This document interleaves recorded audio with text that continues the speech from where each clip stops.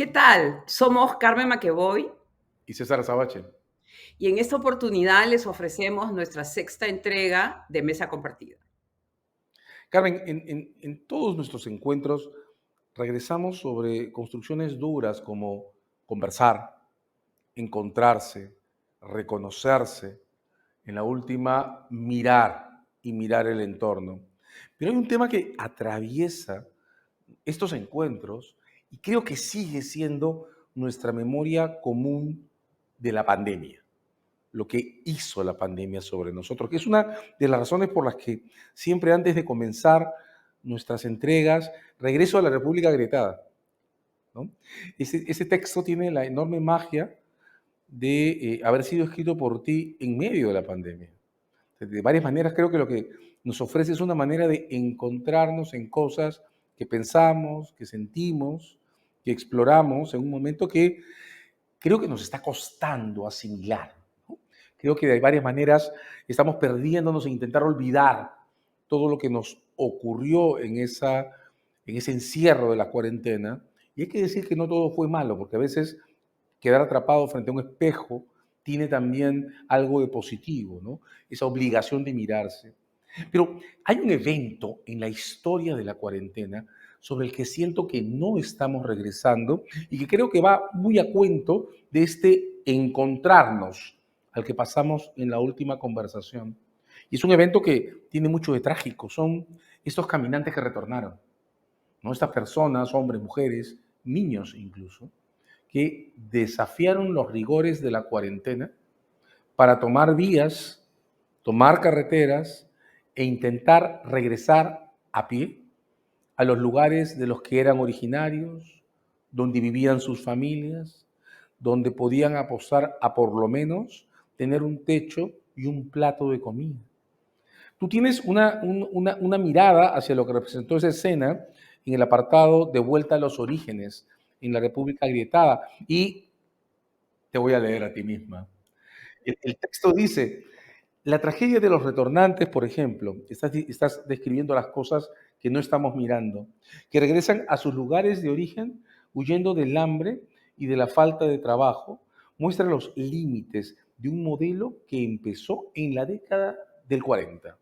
La huida de Lima, esta construcción es muy dura, esa ciudad trampa, incapaz de ofrecer a sus hijos adoptivos la promesa de una vida mejor, anuncia un cambio de paradigma que si lo leemos bien puede ayudarnos a reescribir una historia que no dependa de los proyectos faraónicos imaginados por otros, sino de un modelo de desarrollo que ponga la vida y el bienestar de la ciudadanía por delante.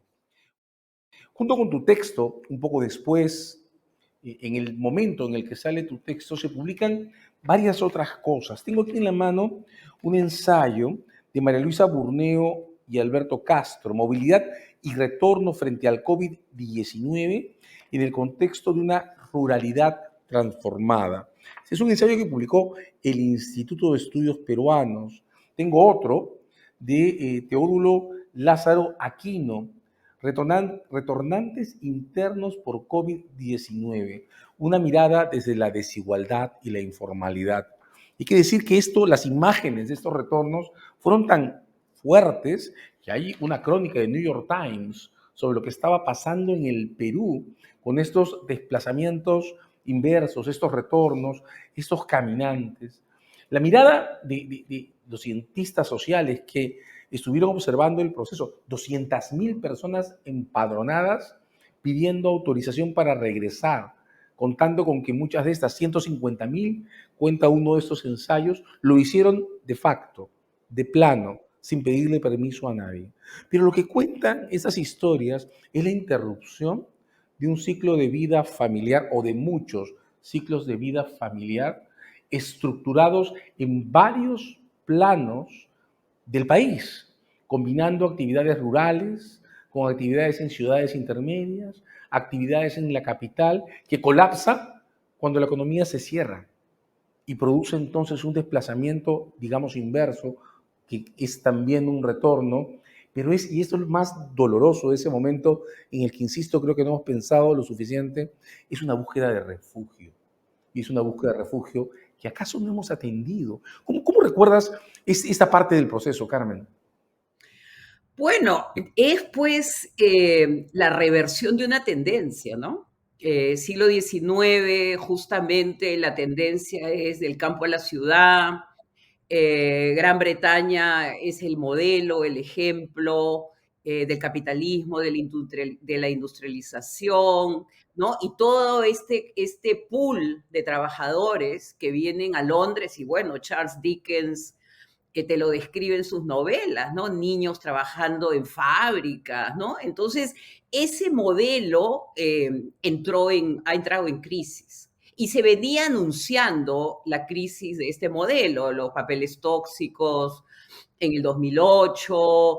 Ahora, por ejemplo, en Estados Unidos no se sabe lo que va a ocurrir con la deuda fabulosa, cómo se va a resolver, ¿no? Entonces, el modelo está entrando en una crisis. No sabemos si terminal, ¿no? Porque está este libro fantástico de Schumacher, ¿no? Que es este economista, creo que era austriaco, que dice de que el modelo se reinventa, se reformula, y él veía pues un paso a un capitalismo mucho menos violento y agresivo, ¿no? Por necesidades de sobrevivencia.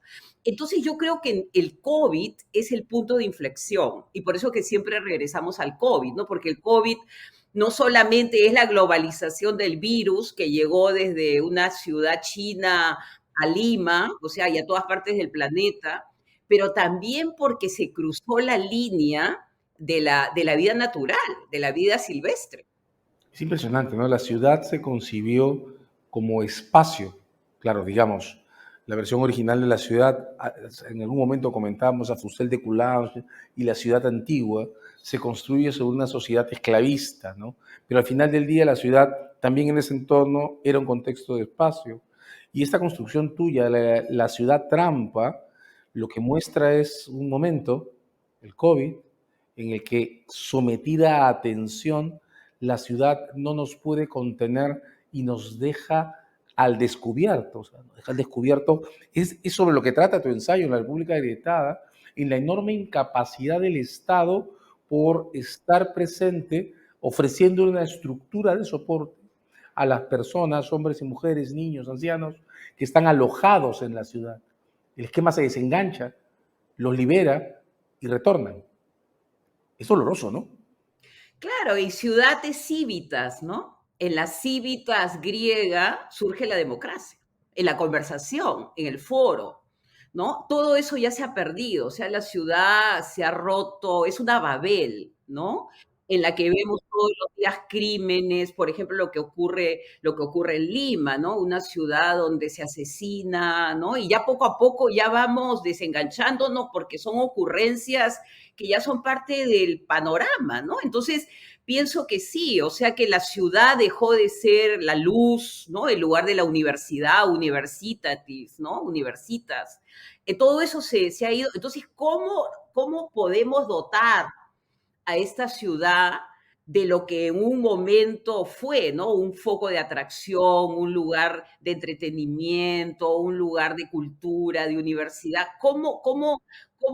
Y un poco lo que tú decías de la República Agrietada, y acá termino, lo que dice, un poco mi idea sale de esta canción de Cohen, ¿no? Himno, Anthem.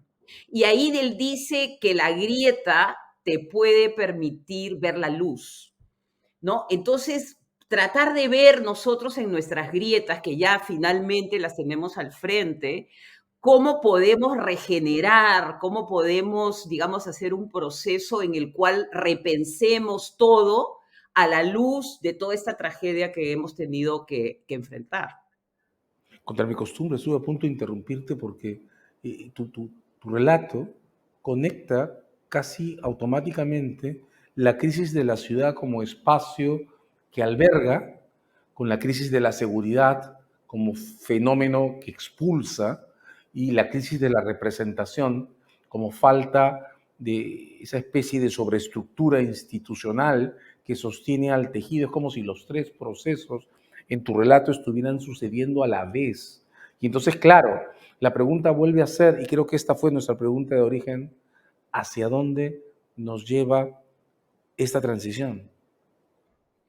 Exactamente, o sea, la transición razonada, ¿no? Yo creo que ahora lo que tenemos que tener es paciencia, ¿no? En algún momento creo que mencionamos que lo que nos enseña la naturaleza es la paciencia, ¿no? Porque es el pensamiento profundo. Entonces ahí volver a pensar a la luz de la ciencia, ¿no? Porque ahora hay una ciencia que te ayuda a geofocalizar, que te ayuda, por ejemplo, y un poco para ir a ese tema científico, ¿no? Por ejemplo, ahora estoy en Estados Unidos y estoy viendo acá en California lo que llaman el super bloom. O sea, lo que ha ocurrido con el cambio climático y también ha ocurrido en el norte del Perú con los guarangos y con una serie de flora, de fauna, es que estas lluvias, esta agua, que es lo más importante para cualquier ecosistema, nos ha mostrado la regeneración de la vida. Entonces la naturaleza te lo está enseñando. En el norte, por ejemplo, estos grandes, que yo les tengo muchísimo respeto, los funcionarios de CERFOR, están detectando un fenómeno similar. Los guarangos vuelven a la vida, toda la cadena de insectos, de roedores, de pájaros están volviendo al norte, los bosques secos están volviendo verdes. Entonces, ¿cómo utilizar eso como un momento de inicio, ¿no? Una especie de resetting, ¿no? En el que tú digas, mira lo que ha ocurrido y comencemos a cuidarlo. Y acá termino con una foto este, que vamos a mostrarle a nuestra audiencia, que son estas lomas de San Juan y Lurigancho, que se han llenado, San Juan de Lurigancho, que se han llenado de amancaes. ¿No? Entonces, estaba siguiendo a esta señora Yamamoto, que pone la foto, y ahí te das cuenta la belleza natural que tenemos en Lima, volviendo a Lima. Y acá, y probablemente tú querrás hablar, el Estado tiene que intervenir en el tráfico de tierras, número uno, y en su capacidad de urbanizar de una manera diferente, ¿no? Porque el tema ha sido la urbanización desordenada, que se ha ido sobre espacios naturales, se ha ido incluso sobre espacios arqueológicos.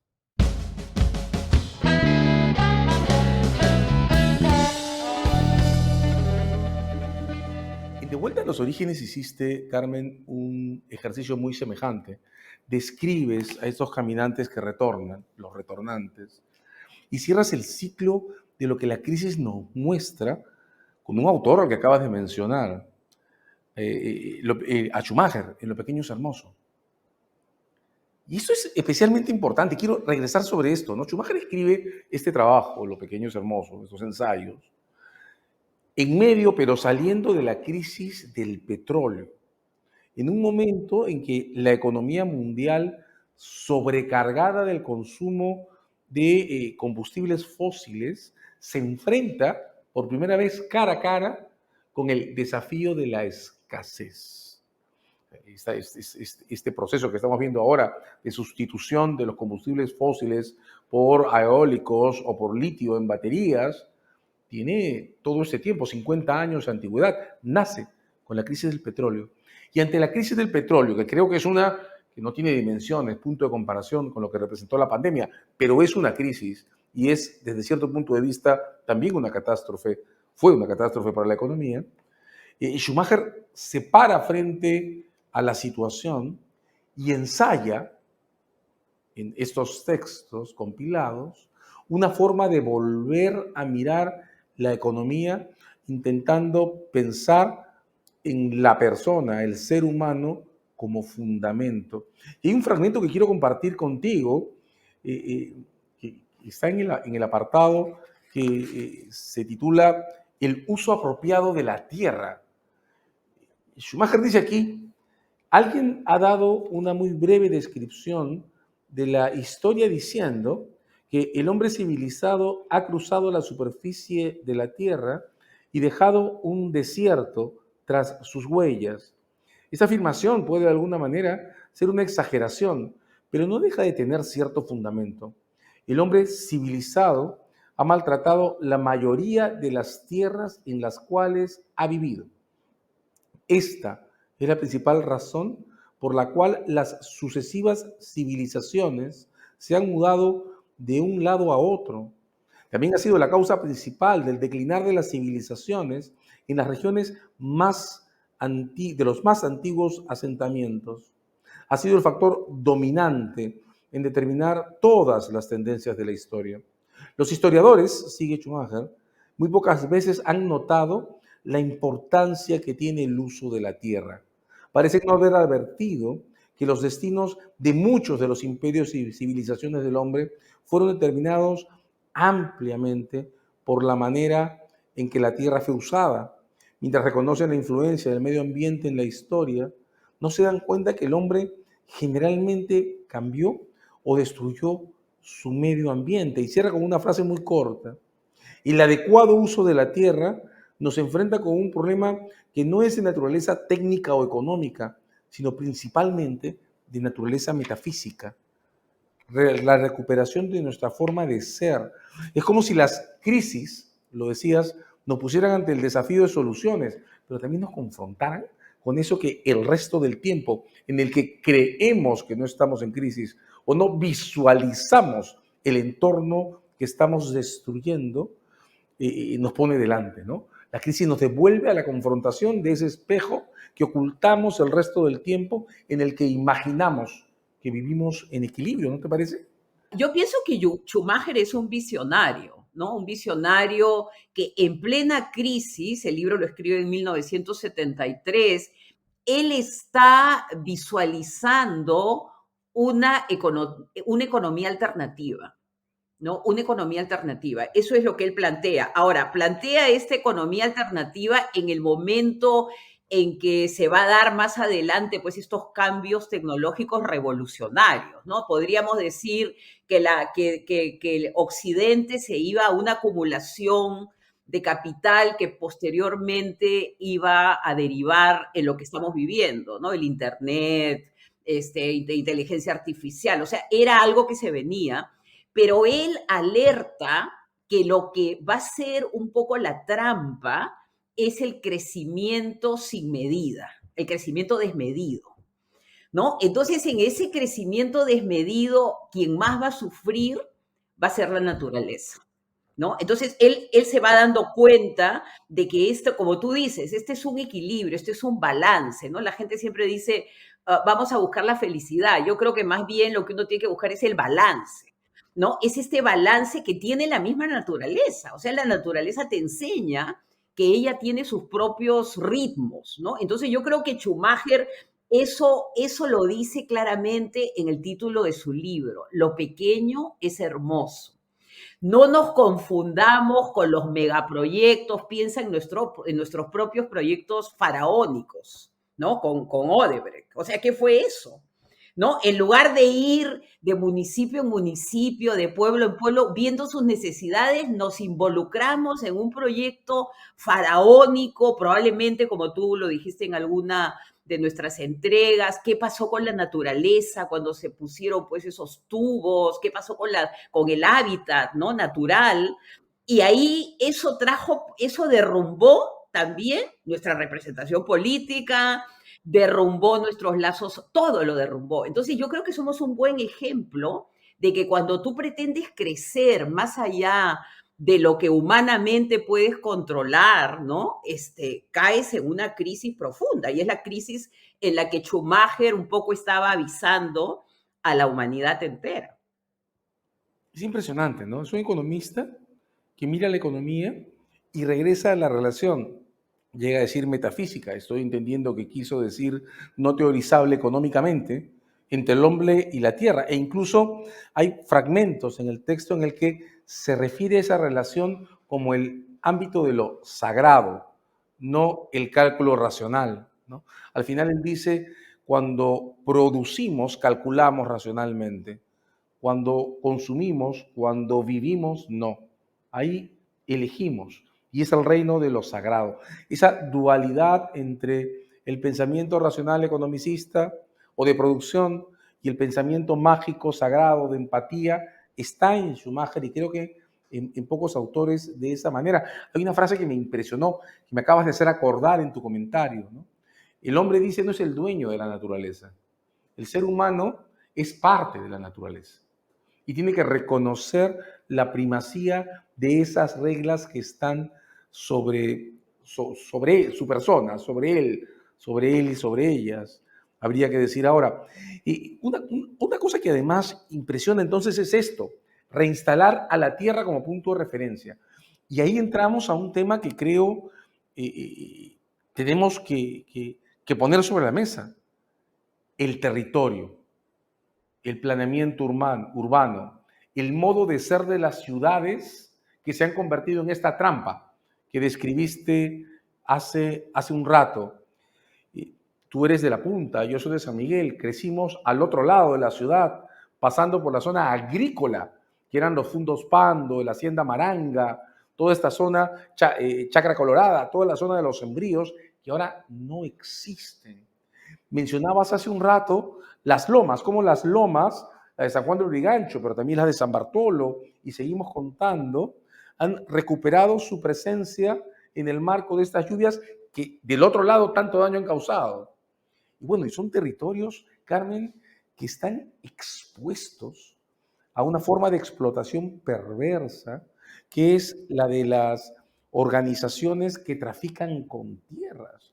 Mira, tengo aquí en la mano la compilación de datos que Ricardo Valdés, Bassombrío y Dante Vera han reeditado, las economías criminales y su impacto en el Perú. Creo que es el trabajo más serio de recopilación de fuentes sobre un mundo que apenas estamos empezando a percibir, que es el que ha poblado nuestro tejido social de ilegalidad. El capítulo 5 trata sobre usurpación y tráfico de propiedades públicas y privadas. Y en este compendio, el más importante que se ha publicado, lo que queda en evidencia es que estamos mirando tampoco el impacto de esta ilegalidad sobre el uso de la tierra, que no tenemos cifras de referencia. No sabemos cuánto vale económicamente la usurpación de tierras en ciudades como Lima, Trujillo y Arequipa. Y mucho más lejos estamos de poder calcular el impacto que estas apropiaciones, esta violencia sobre la tierra, que es una forma de violencia sobre el entorno, nos cuesta en Madre de Dios, en la zona de explotación maderera, donde, por ejemplo, están pasando también en la selva norte los crímenes de los que hemos hablado contra los defensores de la tierra. ¿Cómo relacionamos estas dos cosas, Carmen? ¿Cómo relacionamos esta necesidad de poner a la tierra en el centro y a las personas con la tierra, con el predominio de la violencia en la relación entre las poblaciones y el campo? Bueno, yo creo que ocurre pues cuando el paradigma que plantea Schumacher es derrotado, ¿no? Es derrotado mundialmente, ¿no? Y un poco en la desregulación del Estado, porque el Estado ya no tiene participación, digamos, se deja a las fuerzas de la economía, entre comillas, que ellas decidan, que hagan lo que conviene más, ¿no? Y llegamos al horror, especialmente en sociedades como la nuestra, donde no existe una educación cívica, ¿no? Una educación de respeto por la vida, de respeto por los hábitats, los entornos. No tenemos esa tradición ilustrada, se quebró en algún momento, a pesar que fuimos fundados por ilustrados. Entonces yo creo que el primer punto sería esta ruptura entre la economía y las humanidades, la economía y la ética, ¿no? Yo creo que Schumacher, más que representar un pensamiento, digamos, mágico, está volviendo a esa conexión que incluso ocurre en Adam Smith. O sea, los liberales del siglo XIX eran mucho más conscientes del mundo de las emociones, del mundo de la humanidad, ¿no? Entonces, eso se ha roto, eso está totalmente quebrado y acá es la ambición desmesurada. Y no existen mecanismos que controlen esa ambición desmesurada. ¿Por qué? Porque tú le pagas al juez o le pagas al policía, invades. Entonces, lo que deberíamos hacer, y probablemente eso lo tenemos que conversar, que debería ser un gran proyecto de país para el siglo XXI, es una nueva manera de urbanizar, ¿no? Y acá lo que hay que priorizar son las áreas verdes, lugares para que los niños jueguen, pensar en la ciudad a partir de esta nueva tecnología, esta nueva manera que tenemos de ver incluso a la biociencia, a la ecología, y sentarnos a pensar qué ciudad queremos. Y como hemos visto de que la naturaleza se regenera, que ella si la dejan es posible que vuelva, dejar que la naturaleza también haga su trabajo. Por ejemplo, yo propondría pues el guarango como el árbol natural de la costa peruana. Acuérdate cuando llegan los españoles a Pachacama, que estaban buscando dónde estaba el dios, dónde estaba la figura del dios. Era un dios de guarango. Pizarro, creo que es Gonzalo, lo tira molesto, ¿no? Porque él querría pues algo de oro con turquesa, pero ¿por qué el guarango? Porque el guarango es un árbol noble, porque sus raíces son profundas y puede seguir viviendo a pesar de la sequía, ¿no? Entonces, volver a nuestras raíces, si tú dices, ¿no? Volver a la tierra, volver a nuestros orígenes probablemente precoloniales, ¿no? Cuando los incas entendían los ecosistemas, las ecologías, los pisos, sabían dónde construir. Tú ves a Machu Picchu, ¿por qué lo construyen ahí sin competir con la naturaleza? Entonces yo creo que tenemos que nutrirnos de nuestras propias raíces, ¿no? Y utilizando a la ciencia, ¿no? Y hay un libro fantástico que acaba de salir, que lo estoy revisando, me lo recomendaron, que se llama Cosmópolis, que es Isabel Stengers. Y ella lo que dice es que va a venir en el futuro, tal vez no lo veamos nosotros, una suerte de comunicación entre el hombre y el universo. ¿No? Estamos en una fase de transición donde todavía estamos en nuestras pequeñas rencillas, pero va a llegar ese momento en que vamos a entender que somos una parte constitutiva del universo y dentro del universo está el planeta Tierra, ¿no? Entonces, ir preparando el camino, pienso yo, para una vida más en armonía, porque lo que está ocurriendo, como estamos en una trampa, está saliendo lo peor de la violencia animal. No podemos convivir, entonces nos matamos, nos golpeamos, nos maltratamos, ¿no? La violencia es un lenguaje del animal atrapado, ¿no? Entonces yo creo que tenemos que comenzar a cambiar este paradigma. Va a ser lento, como la naturaleza regenerándose, pero yo creo que es el camino que tenemos que tomar en una mirada diferente de las ciudades y de la descentralización. A veces nos dejamos llevar por la tentación de olvidarlo, ¿no? Pero creo que todos compartimos recuerdos de la época del encierro, de la cuarentena, en las que aprendimos a reconciliarnos con imágenes, como que los delfines hayan cambiado de ruta, como que no hubiera autos en las calles, y creo que todos y todas hemos pasado por un instante en el que ideamos que también podíamos vivir así. Y sin embargo, el final de la pandemia nos ha enfrentado a cosas como una guerra en el este de Europa, como la destrucción o el agrietamiento, te voy a parafrasear, de los esquemas de representación en no solo sociedades como la peruana, en los Estados Unidos está la toma del Capitolio, ¿no? Y claro, hay un pensar en el futuro. Mira, tengo acá en la mano un texto que ha publicado un profesor de la Universidad Católica, Diego Segarra, se llama Ordenación del Territorio y Planificación Urbana. Uno lee el título y piensa que se va a enfrentar a un texto de estos que escribimos los abogados áridos, cargado de reflexiones legales. Hay un capítulo 5 en este texto que es hermoso. Se llama La vulnerabilidad como factor que debe incorporarse en las funciones de ordenación del territorio. Y aquí no habla de leyes o de reglamentos, aquí habla de la Agenda 2030, de cómo tenemos que pensar en las ciudades hacia un futuro que tendría que disolver esta violencia que describes en la forma en que la falta de contención de la ciudad explota en inseguridad, explota en falta de representación, habría que decir explota en falta de espacios para la justicia, explota en falta de cafés y de espacios en los que podamos compartir, explota en falta de calle que podamos ocupar. ¿Hacia dónde vamos a partir de esto, Carmen?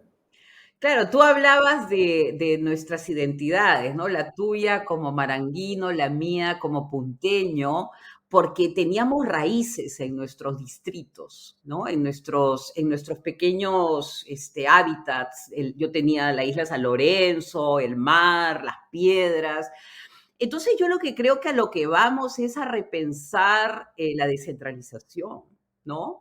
En términos de economías sostenibles, en términos de identidades diversas y en términos de amor por eso, por ese lugar donde tú has nacido y has crecido, ¿no? Yo creo que cuando tú tienes esa conexión con tus civitas, con tus mini civitas, la vas a cuidar, ¿no? Entonces tenemos que comenzar a trabajar en las escuelas, pero también tenemos que trabajar con las autoridades regionales, ponernos a conversar sobre cómo devolver ese sentido de amor por el terruño, que yo creo que es el primer paso para a partir de ahí ir construyendo entornos amigables, cariñosos, ¿no? Donde sea posible la convivencia social. Entonces yo creo que probablemente en nuestra próxima entrega hablaremos de descentralización y de nuevas maneras de pensar la territorialización de un país tan fantástico y maravilloso como es el Perú. Donde inevitablemente tendremos también que reconocer errores, porque no se llega a sensaciones como la que tenemos sin habernos equivocado tanto. Carmen, regresamos entonces en 2 semanas con la 7ª entrega de este programa. Exactamente, y los esperamos para la 7ª entrega, que es un número mágico, de Mesa Compartida. Hasta luego. Muchas gracias.